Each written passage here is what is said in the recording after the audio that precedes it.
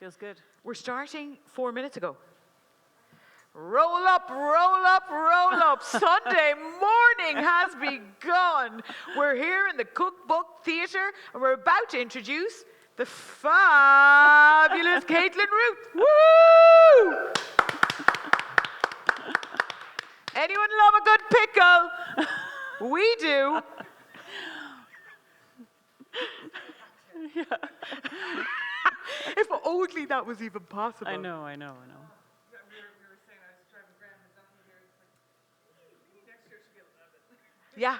It was the same with Michelle. I agree. Yeah. Yeah. And then by 11, it's, Do you know what the hard part is? There was so much talent to get in. Yeah. And then your time frames in between. Because if they don't work, nothing works. Yeah. Yeah. Of course, like, absolutely. Yeah. And so do we push it out and have a later morning, later night? Oh, I see what you're up to. Oh, selfish. I know. Oh. Welcome. Ladies, did they hear that there was going to be tasting?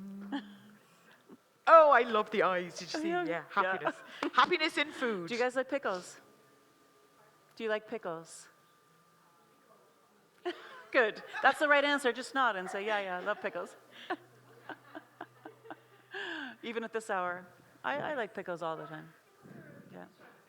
Yeah, for sure. Yeah, agreed. So would you like me to begin cooking? I'm going to do your introduction. Okay. It is with great pleasure that I introduce cookbook author Caitlin Ruth with her book Funky. Caitlin Ruth is a fabulous author, and she has taken time out today to be here with us to launch our Sunday morning here at the Ballymaloe Festival of Food. After a very busy weekend, Yes. we'll get into that in a minute. Caitlin was formerly head chef of DC's restaurant near Clonakilty in West Cork, and she hails from Dublin, New Hampshire, USA. That's right. And has called Ireland her home since 1992. There's a lot of people very grateful for that, by the way. Oh, I thanks, hear so Tracie. many amazing things. And even this morning, somebody said, I miss Caitlin's food truck at the festival. Oh, Yes, really? yes. Oh, that's nice. Yeah, I'll be here really in lovely. November, though, for sure. Yeah, all going well, Next year. if they want me. Listed in McKenna's 100 Best and awarded the Michelin Bib Gourmand, she now has a food truck, Caitlin Ruth Food, that serves a menu driven by seasonal food from West Cork, local growers and producers. Caitlin, it's fabulous to have you here. Thanks for having me, Tracie. I really appreciate it. Pleasure. And thanks to my audience. Thanks, You're audience. fantastic. Woo, woo, woo. Caitlin, what are we making here today? Okay, so first I'm going to start with pickled rhubarb, and which is an amazing little pickle that's super, super quick. And you can kind of use it in sweet or savory dishes, so like you could put it on yogurt, or you could put it with like like I'm actually in the middle of, this is like secret right now, so I'm going to give all of you all of my secrets. So I'm working on a chocolate bar with pickled rhubarb. Stop it. Yep, at the moment. So anyway, that's Love hopefully, the idea fingers of that. crossed it's going to work out. We're still in the kind of stages of no, pickled rhubarb. Pickled rhubarb. Yeah, so that's why we're actually on topic here. Yeah. So how are we? Is this Turning this on. Yep. Our MyGug, which is our biogas hob, which Okay. I have fallen madly in love with, Yeah, and I that can't you know wait. quite a lot about as well. Well, yeah, I do. You know actually. people who've fallen madly in love I with this do. as well.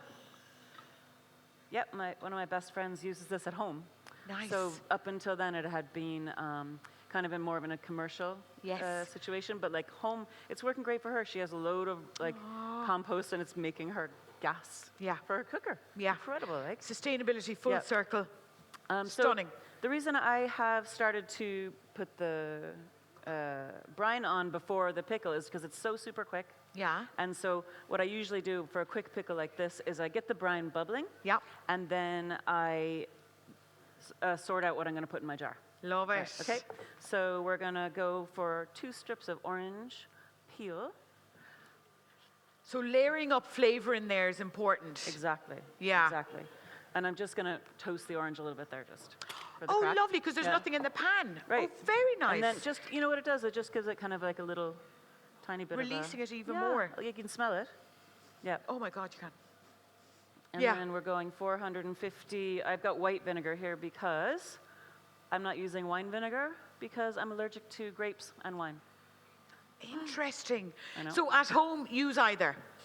This is your Absolutely, preference. as long as it's white. I mean, Yeah. you could use red too, but like I love the like the vibrant color. Yeah. Okay, so I'm gonna put in what's this? 125, 250. Yeah. And so measuring, is it important when it comes to pickles? It to is. create those brines? It is. It is, yeah. Okay. And I also put Tell in- me more. Why?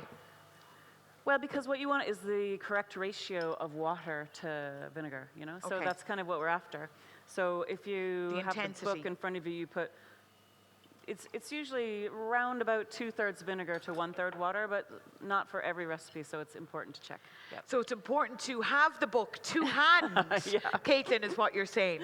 Because Yeah. you've taken the hard work out of it for all of us. I have, yeah, Yeah. testing, Yes. over and over and over again until it was right, or what I perceived to be right. Yeah, stunning. So a lot of pickle recipes have only a small bit of sugar, but because this is rhubarb, and rhubarb is incredibly sour, Yeah. it just needs, it's kind of, not, I don't want to say bland, but it's like a one note. So you need to add to that note with a sweetener, you know? Love it. So sugar. So if you're not into sugar, you can take the sugar down. I'm putting 250 grams in, which is actually quite a lot for most pickles. And always salt.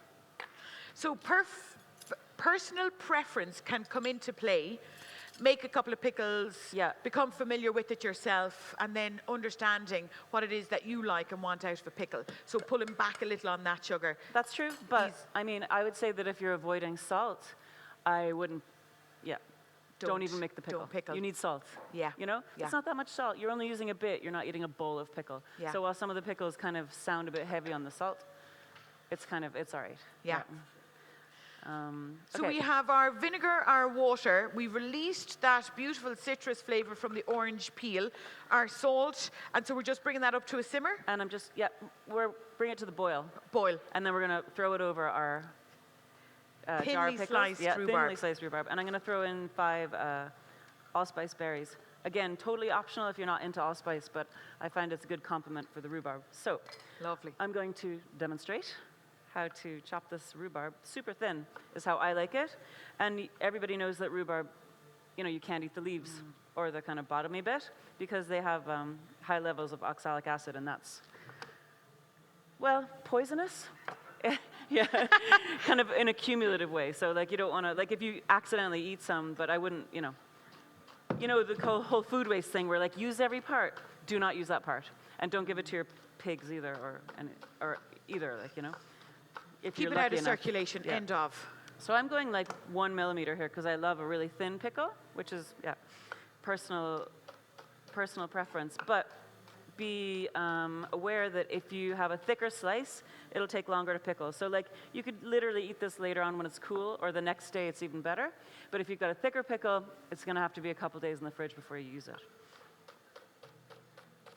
Versatility on other fruits in there that grow in your back garden or locally. So rhubarb, could you pop in something else instead? Or if you ran out of a little bit of rhubarb, could you pop something in on top? No. Just keep it simple. No, but like, good question. Yeah. But I'd say no. Yeah. Because you got, what you have is like other recipes for other fruits in the book. Yeah, So this okay. is like a specifically Yeah. rhubarb recipe. Pull it back, Tracie. But I've got a pickled blackberry recipe in there. Yeah, lovely. And like you totally could use raspberries, like loganberries. What's the other one? Tayberry. That's what Oh, it- they're so Florrie cool. They're like Cullinan will know long, that really answer in cool. the audience. Okay, so as far as this coming to the boil, geez, that's great. Is this really, my God. Unbelievable heat. Yes, it's from the blue bag in the back corner. Yeah, That's Kieran is there. incredible. Yeah, it's awesome, Yeah. isn't it? So we've been feeding the biodigester outside that door since Wednesday with cooked food. So we've been quite gentle with it and specific because we needed it to build up that gas for the entire weekend. Okay. This has been going since Friday. So Friday, all day what's Saturday. what specifically is going into that to make it? So any of our leftover cooked food from the festivals, from our So production cooked kitchens, food and everything, not just like compost, like. no bones, nothing hard. Isn't that it, Okay. Kieran? Chicken bones, but be careful. I'd be nervous now. Okay. Yeah. Yes. Brilliant. And tell me, citrus peels? Oh, yeah. Interesting. Yeah, because like citrus peels is so hard to get. That's the worst way. Firelighters, as Drina Allen would say. Anyway, so what I'm doing here is this really has to come to the boil before you pour it on. It's not just about dissolving the sugar and the salt, because you're trying to semi-cook whatever's in your jar. In this case, Aha. rhubarb. So maybe What would you like? taster. Yes. Do you want to taste Rhubarb some pickled taster? rhubarb? Is it too early for blue cheese? All right, let's do it. So I made some rye crackers and a bit of whipped blue cheese and pickled rhubarb on top. And so, it's great with blue cheese, but also if you want to toss the rhubarb in a salad of like cucumber, shaved sheep's cheese, red onion, like you can imagine. Yeah, I don't know, have fun. you haven't tasted it yet, have you? No, I haven't. Right. I need to make sure that the Okay. audience have first, and then I'll take everything else. Can you see that this has come to the boil? On Yes, screen there? vigorous. Nice one. Okay, so I'm just going to turn that off. Boop. And carefully pour it in.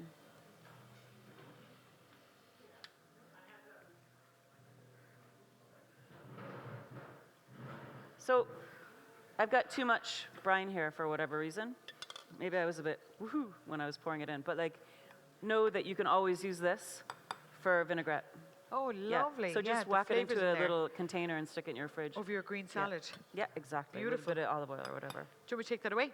Sure. Yep. Thank you. Okay, got it.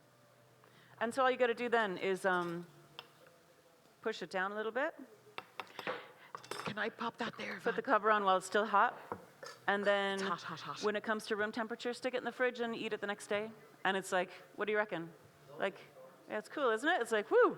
It's zingy. Like, you can imagine, like, it's a great foil for something crazy like blue cheese. You're right. It's really hot. Okay, so that's the pickled rhubarb, and it's that simple. So there you go. And I will give this to someone in the audience if they'd like to take it home. I don't know, does anyone want to? Anyone with the car, yeah. Once it's cooled. All right, so next up, we wow. have, Is that you? It's hot, hot, hot. Yeah. oh, I've never Oh, you had have it. Oh, pickled rhubarb before, Caitlin. really? Yeah, ever. That's absolutely delicious. And what do you think about pickled aubergine? I'm going to say it's going to be a first again today, Caitlin. Okay, so I'm gonna Yeah. have to ask you to light that. My pleasure. Yeah. Sorry, I was too busy eating. That's all right. Eating is good. Oh, right. Okay, great. Cool. So the next recipe is pickled aubergine, which is hands down everybody's favorite. Whoever tries it, they're like, oh, I've spent all this time making like amazing food for like a catering job or something. And people are like, oh, that was fine, but the pickled aubergine, I love that, So this is like a really good recipe. That was for sure the first one that I decided to put in the book. I think I told you that, Kristen, didn't I? Yeah. So what we're going to do, this recipe is a completely different pickle. So what you have to do is fry your aubergine hard after salting it overnight, and I have this one salted here. And we're just going to give it a little squeeze. Why do you salt it? It's to draw out the liquid. Uh-huh. And so, like, if you see in the recipe, it's like 45 grams of salt, Yes. which is like a huge amount for a 1 liter jar. But when you squeeze out all the liquid, you can probably see that there. Look at the liquid that came out overnight. Yeah. You see that? Incredible. So a lot of the salt goes out of it, but now the aubergine is like salted all the way through. Yes. So you don't need to add any more salt to the recipe. Lovely. It's just a perfect kind of, Pre-seasoned. yeah. So it's kind of like a chutney or like a brinjal kind of thing. Like it's just a really nice Southeast Asian inspired kind of aubergine pickle. So, but what you want to do is you want to fry it super hard. We're frying the aubergine first before we do any of the spices. And I've got a great range of spices here. So good. Again, you can change it's like 1 tablespoon of fenugreek or 1 teaspoon of fenugreek. But if you love fenugreek, put in a tablespoon. So like all the recipes, it's like you can really change it to what your tastes are. Yeah. So my friend Kate Ryan, the food writer, is like a fenugreek fanatic. So when she makes it, she puts in like crazy amounts of fenugreek, And so So what we're gonna do is start frying this really hard. with way more oil than you'd think, so 180 mil. And I'm using a pumice olive oil here.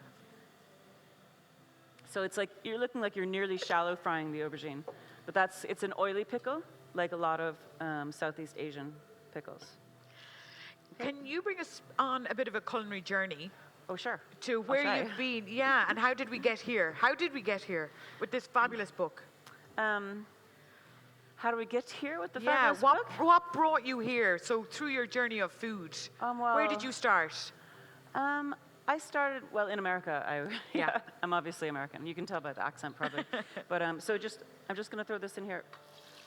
Whoa, my gug is savage. I It must is say, yeah, savage. it's savage. It's incredible.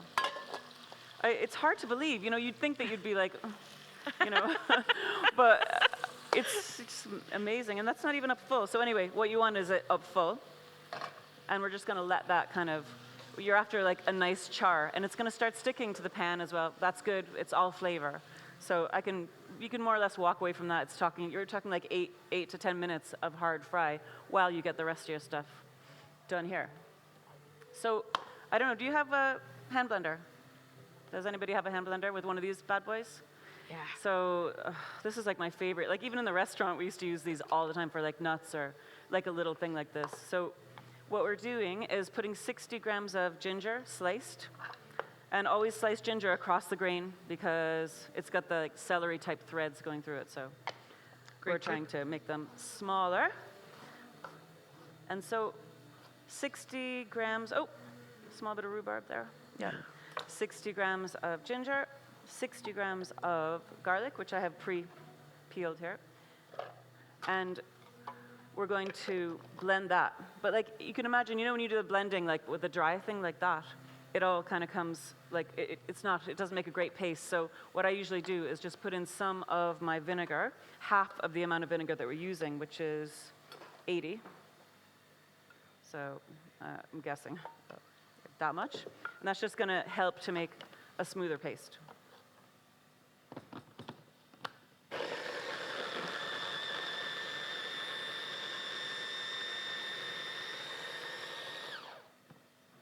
Look at that.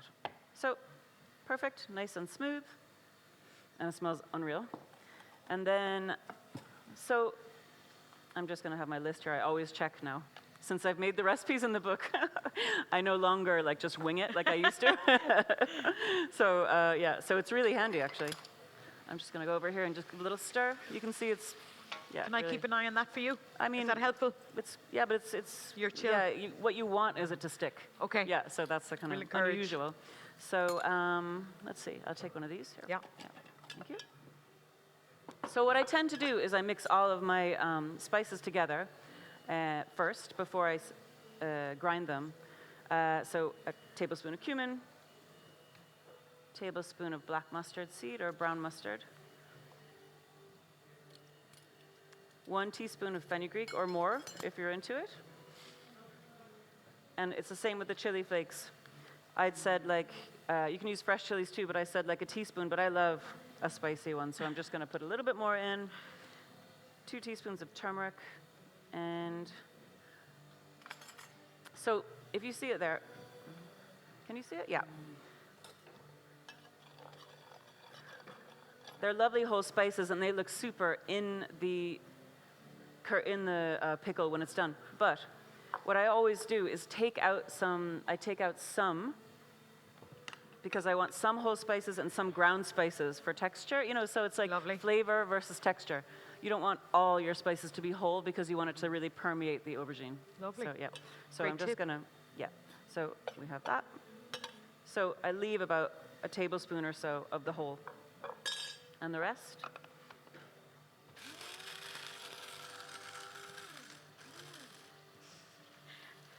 You're Superwoman. Yeah.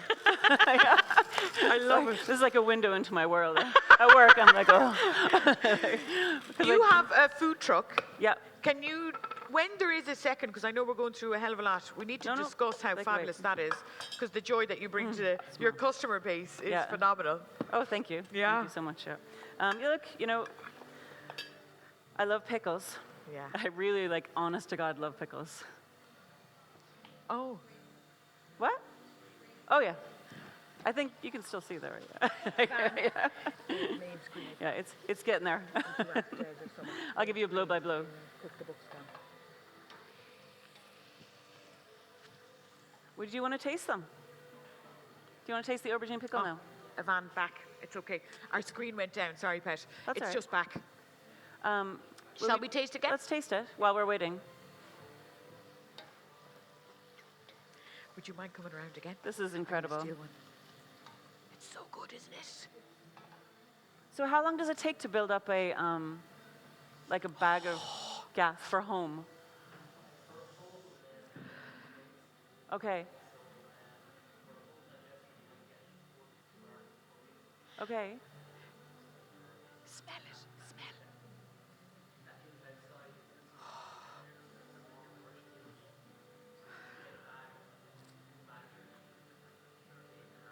Yeah. Okay. Oh wow, it's so cool. I must say. My God. Do you like it? Yeah. So yeah, that's what we're making. I love the smell Please first have another, and then have another, taste have second. Yeah, Smell first, taste smell second. Well, you're Gorgeous. smelling this as well. You've Yeah. got you've got it all happening. A little bit goes such a long way, doesn't it? Yeah, I suppose. Oh, It's an I explosion. heap it up on everything. No, I'm like, maybe I'm just used to it, but yeah, I suppose. Another thing you can do with it is like, you can mix it into like cream cheese Yes. for like a dip, Oh for my like an God. American style kind of, Yeah. cheese dip, which is Yeah, really kind of cool. stunning. Yeah, I love that with sort of, what do you call it? Crudité or anything like that. Unfortunately, besides not being able to drink wine or eat grapes, I'm gluten-free as well. Ah. Total dose. So, Is right. it Well, so one in 5 people are either gluten-free or celiac in Ireland. Like, Yeah. it's quite incredible. yeah, That's incredible. I think it's not the highest in the world, but it's up there. Yeah. You know, I think. And the where west is- of Ireland in particular. Oh, really? Yeah. Is that like? Well, it's a genetic. I don't want to thing, talk about it. obviously. Yeah. Okay. I did. I got to do a bit of work with Celiac Ireland last year. Oh, did And it you? was a real education. Okay. Meeting their customer base, and so much so that I nearly cried with a little girl. She was so sweet. She came up to have a chat before I went on stage, and she just said. She was cross and she was like, I don't understand. My sister can go to a restaurant and she gets to eat anything on a dessert menu and I can't, and it's really hard. And I just stood there and went, oh my God. I feel my heart exactly the broke same for way. her. I'm a grown up, but I'm like, Yeah. Sometimes I'm like, it's fine. There's plenty to eat, and like Yeah. that's what I tell people. I'm like, there's so many other foods. It's Yes. fine, you know. Well, this is it, bringing in all of those different flavors through this, because this is fully gluten-free celiac book. Except I say The put it on a toppings. sandwich. Yeah, totally. Yeah, absolutely. Yeah. In So- fact, yeah, it would be because Yeah. I can eat everything in there. Exactly. No, I wouldn't. I'm not going to lie. I would love to be able to eat sandwiches with sauerkraut or kimchi or whatever, but no. Yeah. Anyway, I'm going to go for this. It's not as kind of. So the thing to do about this is you lift out the aubergine, leaving the oil, because we're going to use that leftover oil to fry off the garlic and ginger and spices.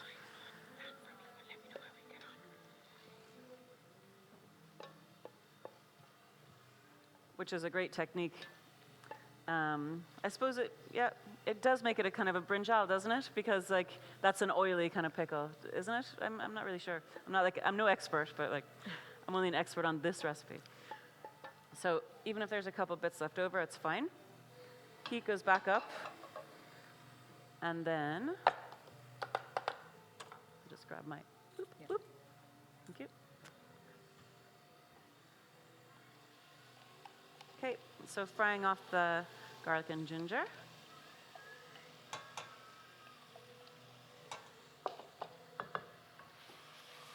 And that's just like a minute or two.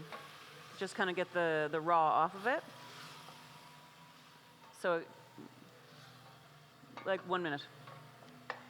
Then we'll put on our spices. Yes. Thank you. Yep. And you can see it kind of turns into a paste then. So what you're making is a spice paste. And to that spice paste, we're going to add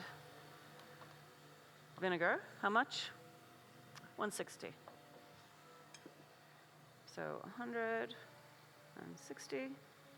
See, you're a pro. Yeah, again with the sugar. And remember, no salt, because there's so much salt soaked into the aubergine already. So a guide is, when you're stirring it, you can really see when the sugar dissolves. And go back in with your herbes, oily herbes. And actually just let that simmer for like 5 minutes, and then it's ready to go into your sterilized jar, and then into the fridge after it's cool. So that's actually it. Done. How long does it last? Did you say? In the fridge. Yeah. 3 to 6 months. Oh, beautiful. If it Keep a lasts. condiment in the fridge. Yes, if it lasts. Depending on the friends coming into your home. Yeah, exactly. Now you're going to have to tell us about the restaurant that you were in. So you've many awards and accolades, recognitions, and maybe you're not overly comfortable talking about it, but No. yeah, Fine, fabulous. whatever, Let's do yeah. it. Whatever. Bring me on the journey. Well, we started DC's back in 2003. Yeah. And I'd come from another restaurant where I'd worked for 9 years, so I stick to things. I stick to restaurants. Although, Committed. 100% never going to work in a restaurant again, like ever. I'm done. I mean, I'll do pop-ups. Congratulations. Yes. But like, it's just, It's a different beast. yeah. That's why, like, with the food truck, I won't even go, like, to the same place twice in a row. I'm just Yeah. popping up. It's like I'm allergic to I'm allergic to grapes, Yes. mangoes, wheat, and being in the same place twice in a row. Yeah. Yeah. So I can't. Groundhog Day does not work anymore. No, I can't take it. Like, it's Yeah. like triggering, dare I Yes. say. Yeah. Okay. So yeah. So it's a business. It's now a business by design. Yeah. Yeah. Yeah.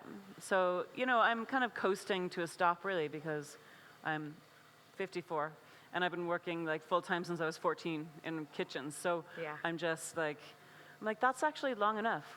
How long is that? 24, 34, 44, 50? 40? 40 years? Fuck's sake. 40 years. 40 Oh my years. God.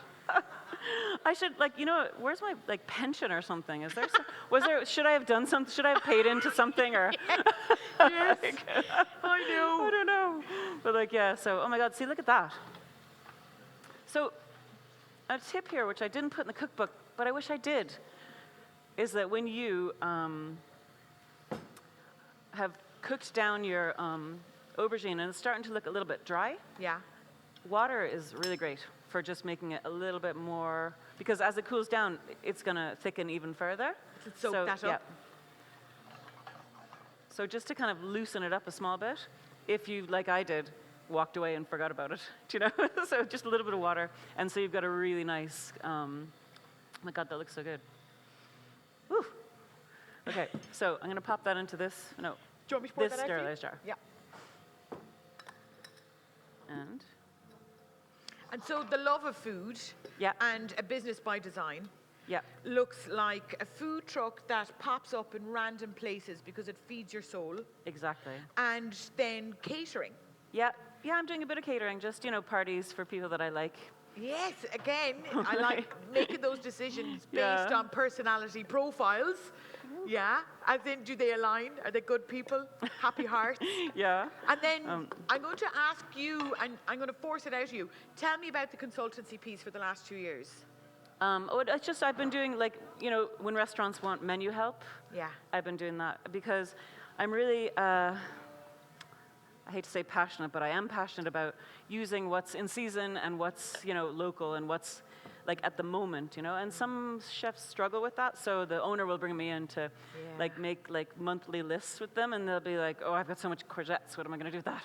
And I'm like, oh, well, there's so many things you can do with that. So we make little lists and recipes and put them on a little book. Yeah. And then I go into the kitchen, I work with them for a couple weeks and teach them how to do all the recipes and how to smoothly integrate it into their menu, Yes. or into the way their kitchen works. Yes. So it's kind of fun.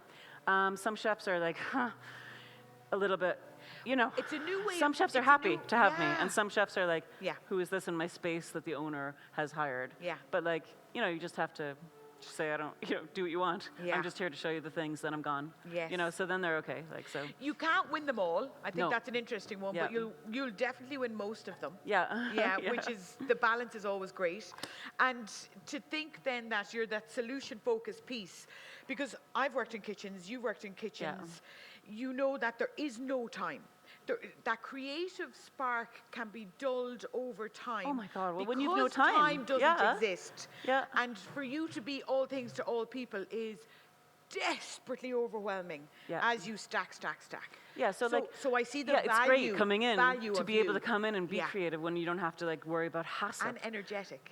Yeah, Yeah, right, and yeah. excited about food, Yes. because being a chef, it's like a grinding daily, soul destroying. Yeah. People complain, you Yeah. know. Sorry, it's true. Yeah. Yeah, we should turn off the mics for this. This is one of those backroom chats. Yeah, it's a but tough gig. it is. Yeah, So yeah. and then the HACCP and the EHO is coming, and Yeah. these are the things that then to also go home and think about Eating? what you're eating, but also to think about what you might put on the menu the menu. next day when the Yeah. fish guy brings, Not being able 20 to kilos meet of the pollock. suppliers and producers, because there's Yeah. always that, not always, but in certain businesses, there's that gap. And it's that Yeah. gap that's causing the issues, isn't Well, it? in West Cork, we were so Yeah. lucky because You're the growers blessed. were It's the and epicenter. here, sure, Yeah, on the farm. Yeah, amazing, yeah. But so I had that kind of situation with all my producers and growers. They'd come to me, Yeah. show me what they had, text me the day before, hopefully, and be like, "Oh, darling, I have one friend who's a grower, and she's pretty posh." And she's like, "Darling, I've got 20 kilos of Jerusalem artichokes, and I know you hate them, darling." And I'm like, "Oh God, okay, bring them on," So yeah, they're kind of. What's your go-to with that ingredient immediately? Oh, I really don't like them. But because they really give a lot of people digestive distress, we'll call Yeah. it. Gas. And when Lots I of see them on gas. Yeah. because they're a February kind of veg, Yeah. and they're always on Valentine's menus, and I always think, oh, that's romantic. Yeah. I mean, my God, you might be able to harness that. Yeah. Yeah. So yeah, that's pretty much it for the And so for now, the artichokes. in Yeah. your consultancy role, you're now meeting the producers belonging to the different establishments and being able to work with them to understand what Well, they I'm have. actually a lot of the time bringing my growers to Ah, them, because yeah, I'm beautiful. sticking to the area that I know, because it Yes. would be it's even hard when I come up here to do the food truck in November. Yeah. I want to use all the growers from around here, but I mean, it's only just up the road. Yeah. But it's when you realize you're like, oh, I don't know Yeah. anybody. Yeah. Every year for the past 4 years, I've been going to Ballymaloe in Yes, Levis's pub. Levis's, yeah. And so that's really fun. So I've got to know all the growers around there. Lachine, Bradley from Lachine, and Leah. There's some amazing veg being grown down there. And once you have the veg and Fingal, Yeah, yeah. right down the road in Skull Veg. for all the pork and stuff, Yes.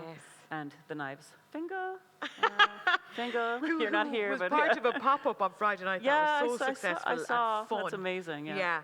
And Yeah. again, more people like that, when you find your energy, you're more fun rather Yeah. than being stuck in the kitchen. When you get out and about, meet the people, meet the growers. That's Yeah. the game changer, isn't it? Yeah, for sure. The passion piece. Yeah. Yeah. Yeah, I agree. 100%. So where's the rhubarb one? Is it in Oh, the we back? gave it away. Oh, good. Fiona Okay, from so- my gug apparently loves rhubarb. Oh, so yeah. I hope that's okay. But who loves aubergine? And a really nice jar. Let's see. Oh, let's ask a question. Yeah. But an easy one. Do you know how many recipes are in the book? I do. Yeah. How many recipes are in the book? Throw out numbers. Just any number. 47. Are we higher or lower? That's higher. It's lower. So go lower. 32. No. Higher or lower? 32 is higher. It doesn't sound there's a... 25. 28. What did you say? Yeah. 30. So not We've only... got a winner. And also, it's a hand warmer. Yeah, so you want to be careful with that, actually. See, are you okay to touch it? Yeah, I know. Imagine if it's smash. Yes, please. Ah. Oh, yeah, okay. Well, we do know about that.